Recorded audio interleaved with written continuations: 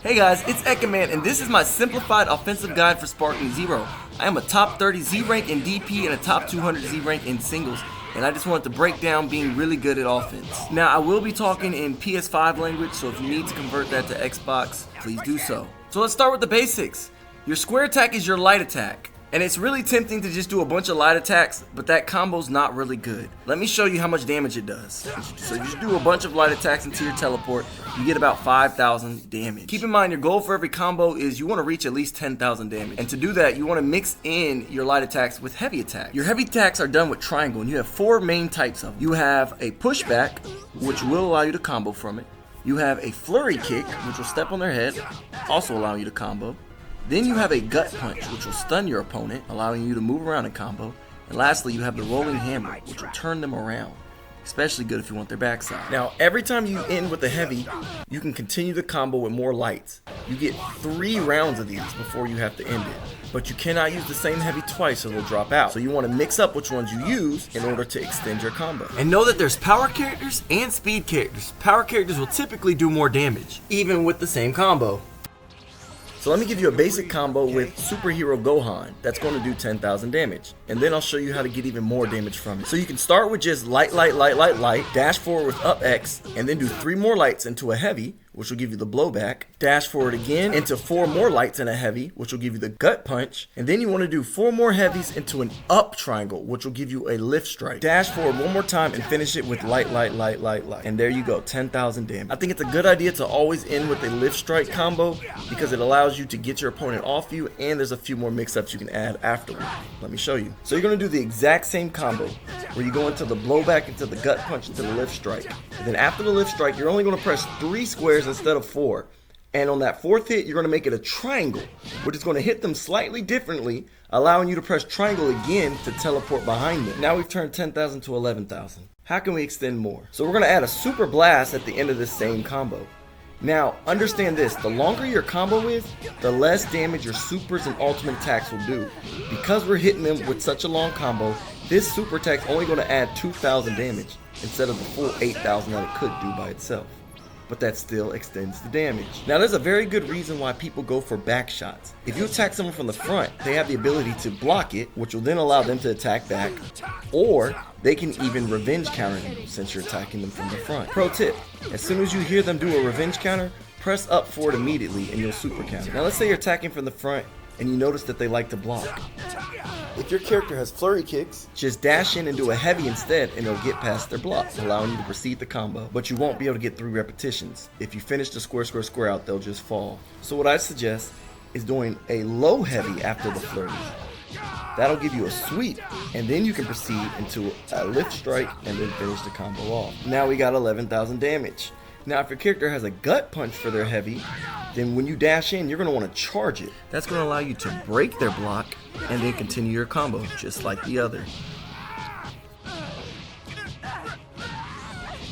Notice how Sposovich's version did 13,000 damage. He is a power character. Now if you notice your opponent likes to use perception instead of blocking, then all you want to do is sidestep after you do the first initial hit.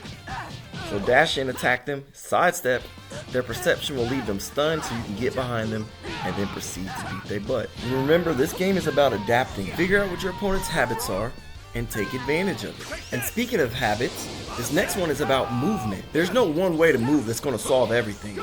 Everyone plays a little differently. So when it comes to movement, you have to adapt to your opponent. Figure out what their habits are and use your sidestepping and your vanishing to your advantage. After you press square for an attack, you can immediately press R1 to dash behind them or vanish behind them. And if your opponent vanishes behind you, you can also press R1 to vanish back behind them or even sidestep it. Figure out what works against your opponent and take advantage of it. They may get you. Learn what they did and then do something different the next time. Don't let your opponent read you. Don't let them know your next move. Be patient and wait for them to make a mistake, like using perception, so that you can maximize your damage. If they use perception, that is your time to attack their backside and go in. Another pro tip, if you knock them down and they decide to dash back at you, you can sidestep it and now you have a full combo on you. Now that we have close range gameplay done, we need to talk about pressure. For the most part, you want to give yourself room to breathe so you can charge your key and do things, but you want to always be pressuring your opponent so that they don't have room to think. The more that they can think, the more they can counter.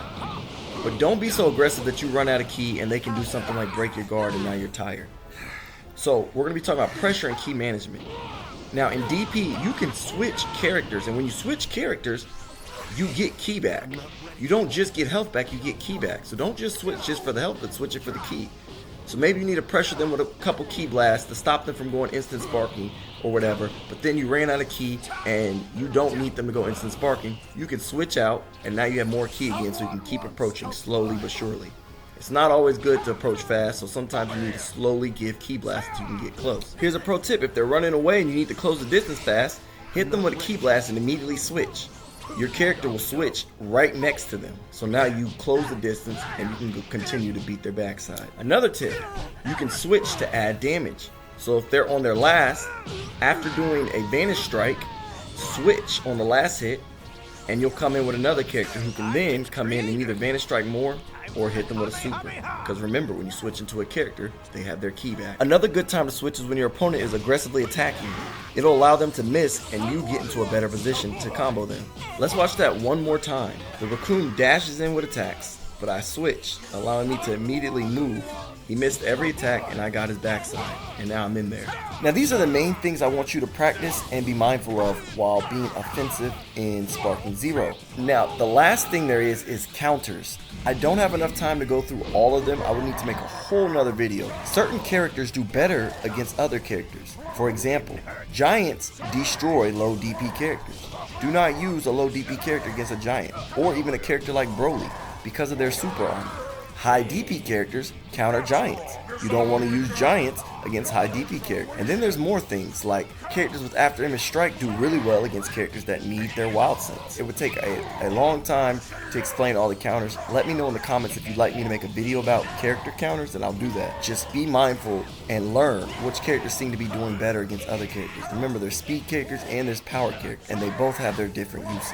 That's all for this video. Let me know if you like it. Please share it if it helped you, and like it so you can keep coming back to it to learn. All these things will take adjusting to. Remember, adapt, adapt, adapt. And offense is just one part of the battle. Honestly, I feel like defense is more important. I have a defensive guide. You can check that on my channel. Watch that if you need. And once you have offense and defense, I should see you increase. You should be able to get into Z rank. These are the tactics I use to get into Z rank. Right now, I'm on a 30-game win streak in Z, top 30. It's helped me a lot. Comment below if you need any help, have any questions, and subscribe so you can keep learning more. Thank you guys. Peace.